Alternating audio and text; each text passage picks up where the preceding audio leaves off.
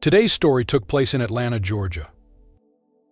Sara Ambrisco was a sociable 31-year-old blonde with a wide smile. One day, she sat down in front of the TV to watch the evening news. The anchor was discussing a brutal murder case that had taken place in Atlanta. A well-known local lawyer had been brutally killed by his lover. The townspeople followed the developments with great interest. Suddenly, the screen showed a younger prosecutor, Sara Tokars. The slim man with sharp, eagle-like features made Sara's heart skip a beat. "I know him," she thought. "We went to high school together in Buffalo." The childhood memory moved her deeply. She recalled all those carefree moments spent with friends. Riding a wave of sentimentality, she decided to rekindle the old friendship. She picked up the phone and dialed the number. Sara Tokars speaking, she heard on the other end. What started as a casual conversation unexpectedly turned into a date. A year later, Sara and Fred stood at the altar. They were brimming with joy and enthusiasm. They could hardly wait for me to pronounce them husband and wife, recalled the civil registrar. The emotions were especially strong for Sara, who had already been through a divorce. She was convinced that this time she had found the perfect match. Her sister Chrissy emphasized, "The young, ambitious lawyer embodied the ideal partner we had dreamed of since childhood." The newlywed bride was quite a catch. She was slim, athletic, and left a lasting impression on men. In high school, she had been a cheerleader, which taught her to maintain unwavering enthusiasm even in the worst situations. Her husband was equally impressive. He worked in the office of the district attorney of Fulton County, Georgia. The tall, slender lawyer with rimmed glasses bore a resemblance to Clark Kent. Colleagues called him Fast Fred, due to his exceptionally intense lifestyle, working tirelessly by day and partying in trendy clubs by night. The couple's enthusiasm for family life, so evident on their wedding day, faded in the months that followed. Sara's family noticed that Fred became increasingly distant as time went on. "It was very unusual to me," recalled Sara's father. "My son-in-law almost never had dinner at home. He always worked late into the night." Despite this, Sara seemed happy. A few months after the wedding, she realized she was pregnant. The prospect of expanding their family necessitated the purchase of a larger property.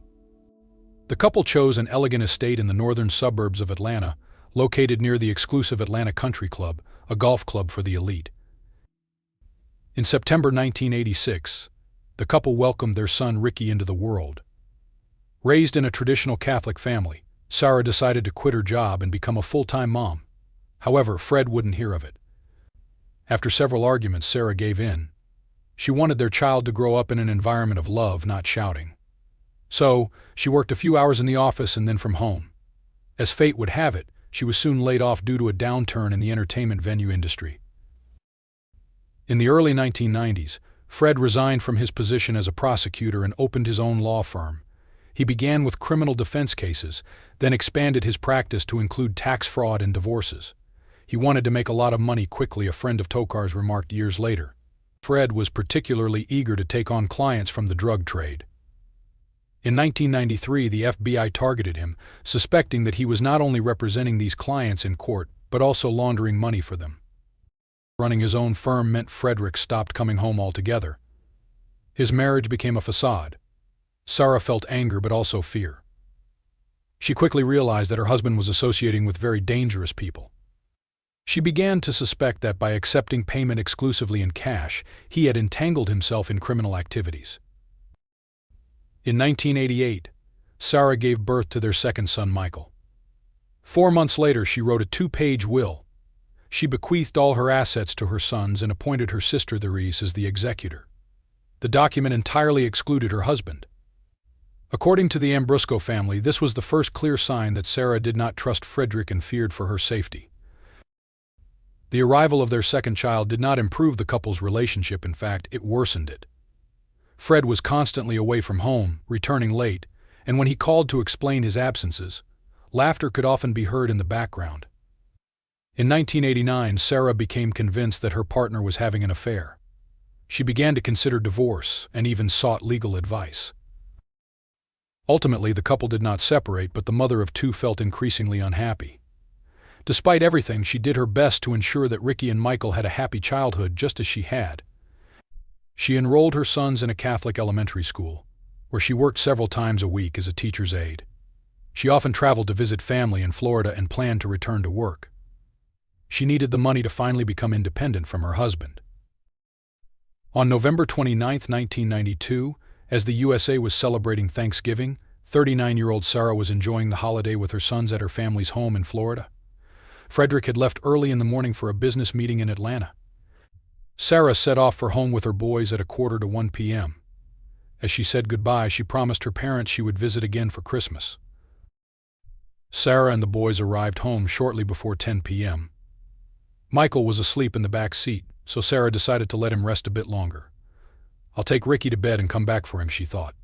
Suddenly, an unfamiliar black man appeared right in front of her, holding a shotgun. The eerie silence was broken by the barking of Jake, the Tokars Cocker Spaniel. The stranger kicked the dog and then forced Sara and Ricky back into the car. He sat in the back seat next to the sleeping 4-year-old. "Drive," he hissed, pressing the gun to Sara's head. "All right, just don't hurt us." Shortly thereafter, the assailant ordered Sara to turn into a dark alley, but she ignored the command and pulled over to the side of the road. "Please take my purse," she offered desperately. "You can also take the car. Just let us go." Her pleas, however, were in vain. Suddenly there was a deafening blast. The shotgun's bullet struck her in the back of the head. As she slumped over the steering wheel, the car rolled into a nearby ditch. The murderer fled. Terrified and in shock, 7-year-old Ricky knew he had to do something. He reached for the ignition and turned the key. Stepping out of the car, he took his younger brother's hand and began walking. Bloodied and tearful, the boys made their way to a nearby house. They told the owner to call their grandfather. "He's a doctor. He will help Mommy," they insisted. Sometime later, several police officers knocked on the door of the Montgomery Hotel to deliver the devastating news to Fred Tokars.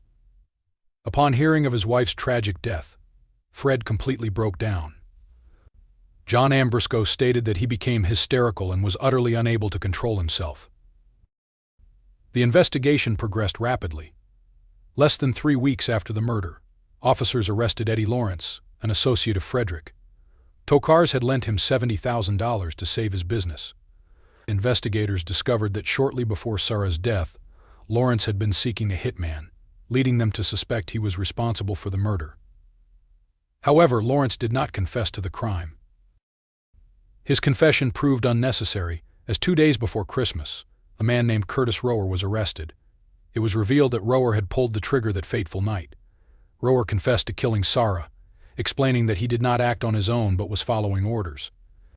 The mastermind behind the entire operation was Frederick Tokars. The day after Rower's arrest, Frederick Tokars attempted suicide. He left his sons with the Ambrisco family and went to a hotel. Locking himself in his room, he hung a "Do Not Disturb" sign on the door, then swallowed several painkillers and washed them down with alcohol. He was saved by the police, who were called to the scene by John Ambrisco, alarmed by his son-in-law's silence. Once Frederick recovered, he held a press conference. Tearfully, he denied having anything to do with Sara's death.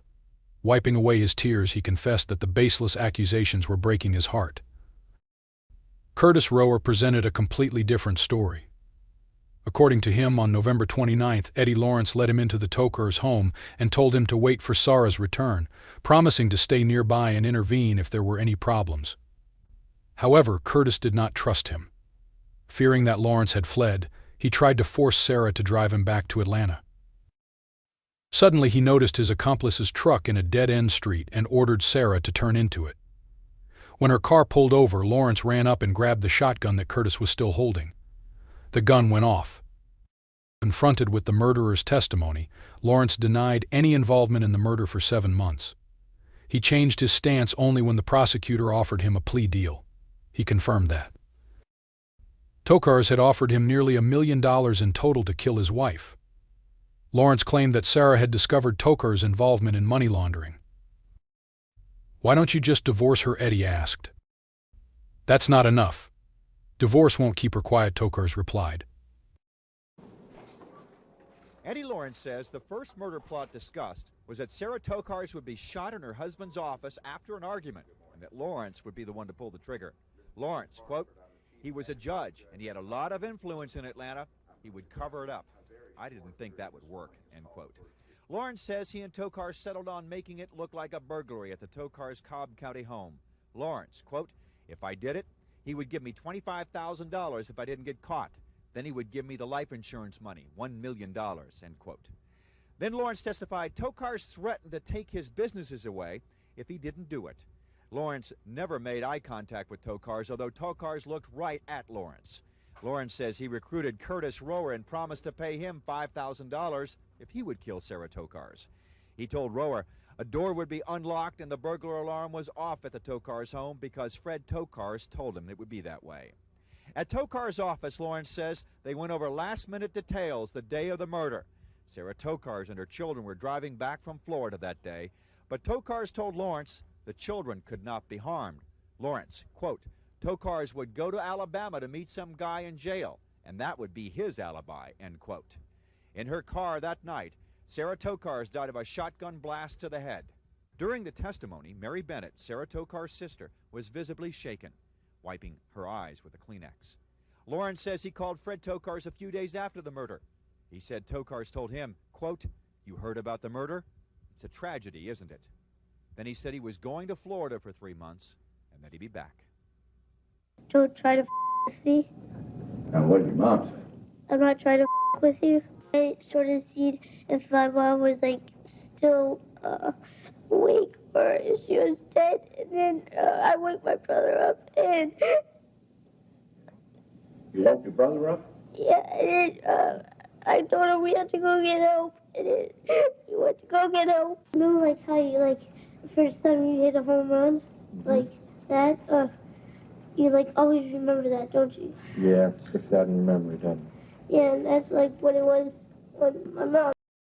In 1997, Frederick Tokars was found guilty of the murder of Sara Ambrisco and was sentenced to life imprisonment without the possibility of parole. A higher court rejected the man's defense appeals. In my closing argument, I called Tokars evil, and indeed he was evil, said Assistant U.S. Attorney Buddy Parker.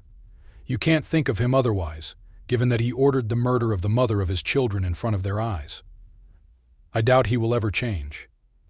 Sara's children were taken care of by her father. The whole family helped him in raising the boys. The boys had regular psychological support. The family tried to provide them with the best and most normal childhood possible in this difficult situation. Fred died on May 15, 2020, at the age of 67.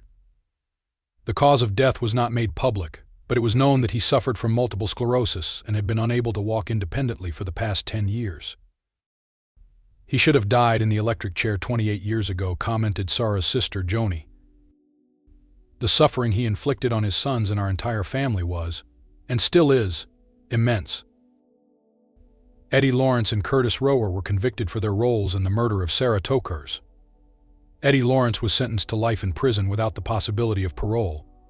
Curtis Rower, who was the actual triggerman, was sentenced to death. However, Rower's death sentence was later commuted to life in prison without the possibility of parole following appeals and legal challenges.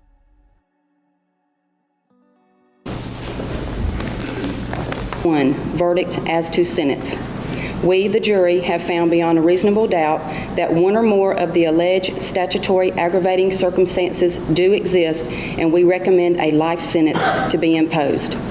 This, the 12th day of March, 1997, foreperson James D. Mann, Sr. I ask you to show the verdict to both the state and the defense.